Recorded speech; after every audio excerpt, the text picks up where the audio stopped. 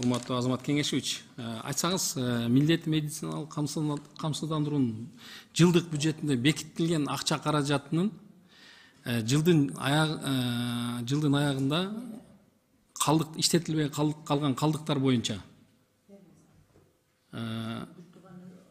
кийинки жылдын бюджетинде каралабы, кандай болот ошол? Саламатсызбы? Жакшы суроо болду. Негизи жыл сайын бул астаты калат да, калдыктар жана спецчет сапата жылдын аягында чогулат. Андан сырткары жана максаттуу каражаттар бар, ошонун баары жылдын аягына чейин баягы өздөштүрүлбөй калат да. Анткени ар кандай себептер бар. Товар түшө элек болот, договор аткарыла элек болот, ремонттор бүтө элек болот. Ошон үчүн бул калдыктар калып калат. Анан калып калгандан кийин бул кайра эмки жылы биз токтом чыгарып, токтом менен кайра убара болуп ушу токтомду күтөбүз. Дагы токтом болсо биздин жылдык отчет январь-февралда эмес, мартта бүтөт да. Кыскасы ушу жайга чейин кирип кетип атабыз да, жылда эле ушундай да.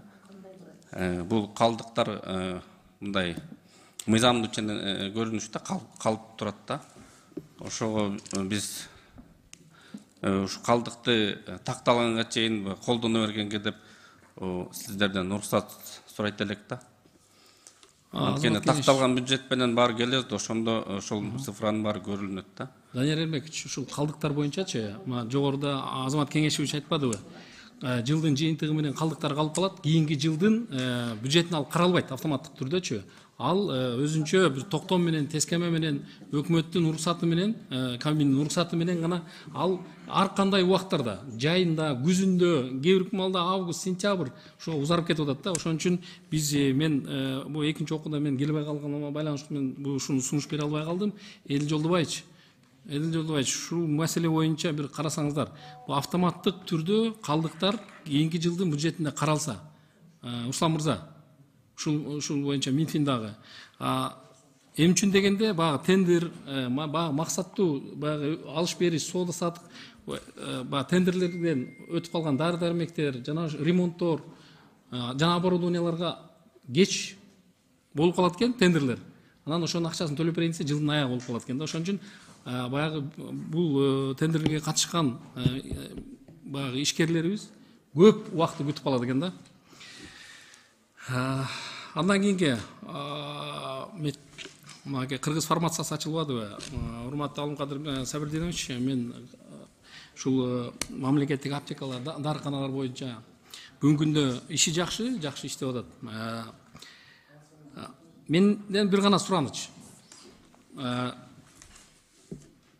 Күндүзгү гана убакытта иштеп атат да бүгүнкү күндөчү.